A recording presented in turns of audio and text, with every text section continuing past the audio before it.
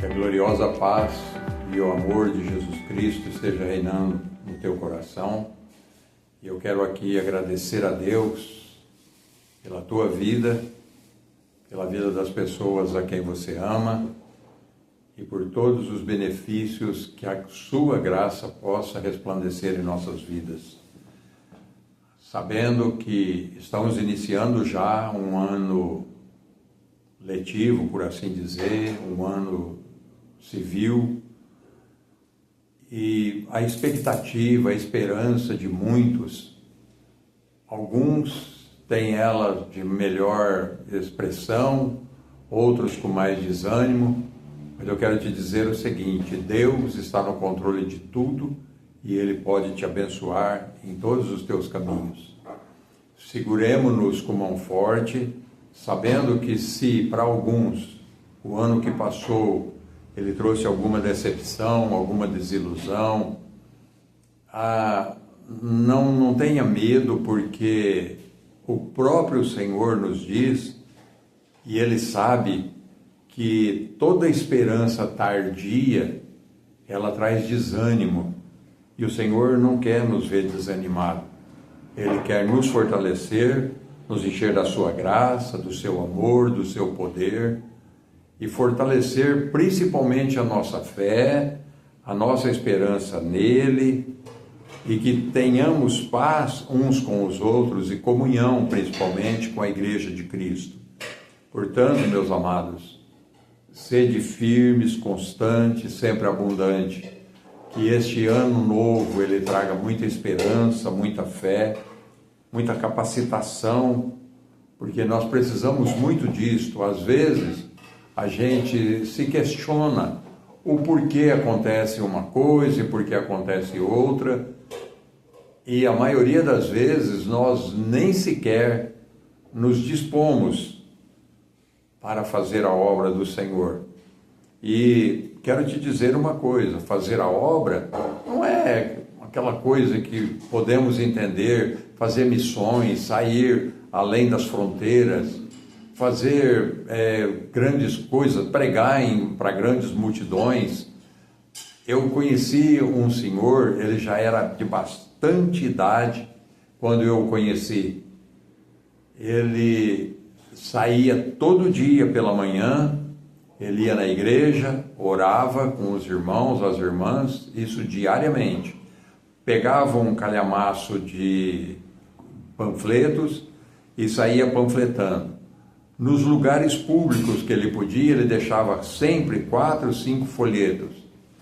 E assim ele dizia: eu não sei ser um grande pregador, eu não sei falar bem até o português, mas eu sei de uma coisa: esta porção da palavra de Deus pode mudar vidas. E quantas pessoas vieram para a igreja acompanhando o irmão Sato? Era esse o nome dele, no nosso templo de sede aqui em Ribeirão Preto. Então eu quero te dizer que Deus, ele não precisa de super-homens, ele precisa de homens que estejam preparados para tapar a brecha, para fazer a sua obra, quer seja grande, quer seja pequena, a obra tem que ser feita. E então, para aqueles mais capacitados, é por isso que ele escolhe e dá para alguns maiorais de 10, maiorais de 50, maiorais de 100 e maiorais de 1000. O que importa é que ele conhece o teu dom, porque o dom que está em ti, ele é quem nos dá. Os dons não são nossos, não são para serem ministrados ao nosso bel prazer. Fosse assim, eu seria uma pessoa, tenho certeza que se eu orar com fé e a pessoa tendo fé, Jesus cura. Eu já vi isso acontecer muitas e muitas vezes. Sabendo disso, que Deus pode me otorgar dons, eu ficaria na frente de um hospital e não deixaria ninguém nem entrar, e eles seriam curados ali. Mas só que saiba de uma coisa: sinais e prodígios é para que o povo creia, não se desvie. Sinais e prodígios são para a glória de Deus e não para o nosso, vamos dizer, o nosso entendimento de que nós somos isto ou aquilo na obra do Senhor. Portanto, o que o apóstolo Paulo costuma dizer é o seguinte, eu costumo repetir uma frase dele: portanto, irmãos, levantai as mãos santas em todo lugar e orem. Orai sem cessar. Então, digno somos nós de levantarmos a nossa mão, porque digno é o Senhor que nos encha de júbilo, de graça e de fé para que a sua obra seja feita. Não tenhamos medo, não tenhamos, de maneira alguma, não venhamos ser constrangidos por, e se Deus não fizer nada? Se Ele não fizer, não tem problema, Ele continua sendo Deus. Se não acontecer nada na sua vida, continue sendo salvo, servo do Deus Altíssimo, porque Cristo em vós é a esperança da glória. Nós estamos, como eu disse, no começo do ano, e pela graça de Deus nós despertamos ontem, no sábado, dia 3, com uma notícia bombástica que abalou o mundo todo. O povo da Venezuela canta livremente de uma tragédia que aconteceu a eles. Não queiramos ser melhores que ninguém. O povo de Deus, os peregrinos do Senhor, eles estão sujeitos em qualquer lugar, em qualquer parte do mundo. Já visto o que está acontecendo na China, o que acontece na Síria, o que acontece em todas aquelas regiões do Oriente Médio. Os cristãos são perseguidos, mortos, atrocidados, mas nós temos uma esperança. A deles, eles mesmo com sangue derramado, eles não negam o nome de Jesus. Não vamos esperar que isso chegue até nós, não, porque Jesus Cristo, Ele derrama a sua graça de uma maneira tão profunda, tão bela, que nós precisamos entender que devemos estar apercebidos para que aquele momento não nos pegue de surpresa. Qual momento? Todos. A cada momento, irmãos, há uma surpresa.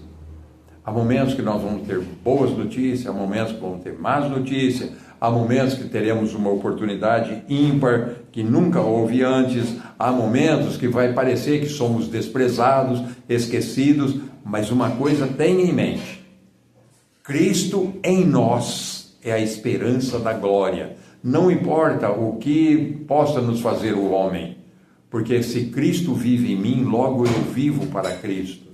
Se Cristo vive em você, logo você vive para Cristo. E o importante é que venhamos cada vez mais fazendo a sua santa e bendita vontade, cada vez mais exaltando o seu santo e glorioso nome, porque o Evangelho é isso, é levar boas novas.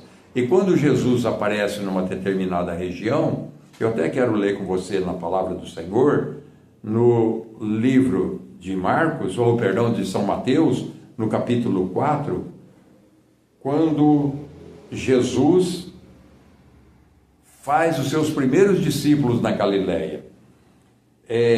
Quando ele chega na Galileia, ele começa a regimentar os seus discípulos.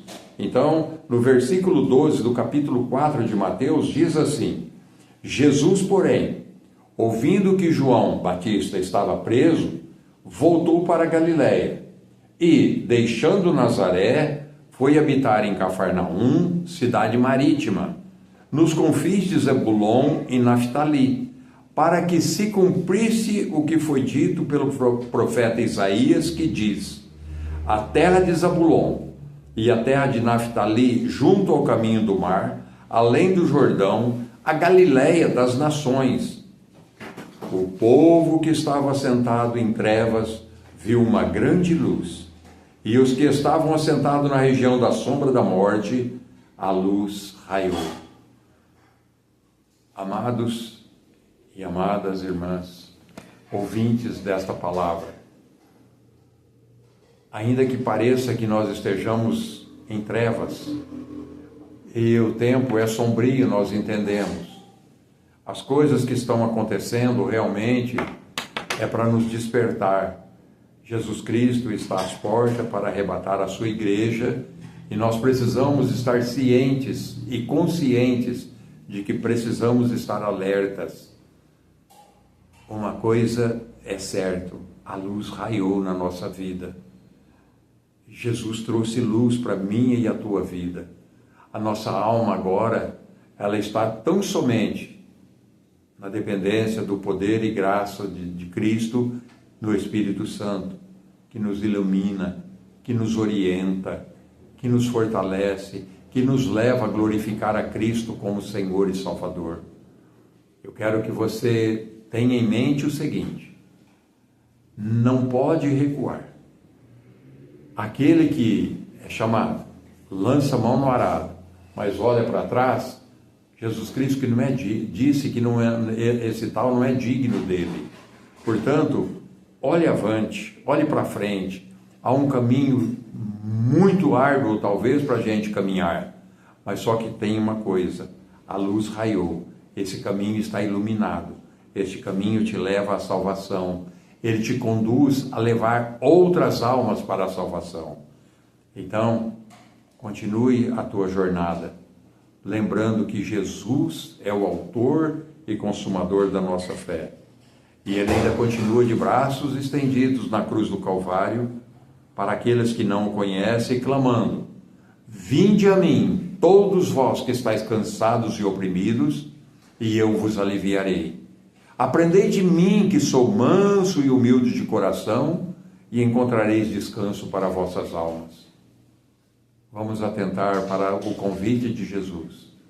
Vamos a Ele, vamos segui-lo, vamos fazer a sua vontade e a sua obra, para que em tudo Deus seja glorificado e o poder dele, o grande poder de Deus, se aperfeiçoe na minha e na tua fraqueza. Porque Cristo em nós é a esperança da glória. Que Deus abençoe, tenha uma boa noite, uma semana, um mês, um ano iluminado pela graça do Senhor, e que o poder dele se aperfeiçoe em nossa fraqueza e o seu santo nome seja glorificado, hoje e sempre. Amém. Que Deus abençoe.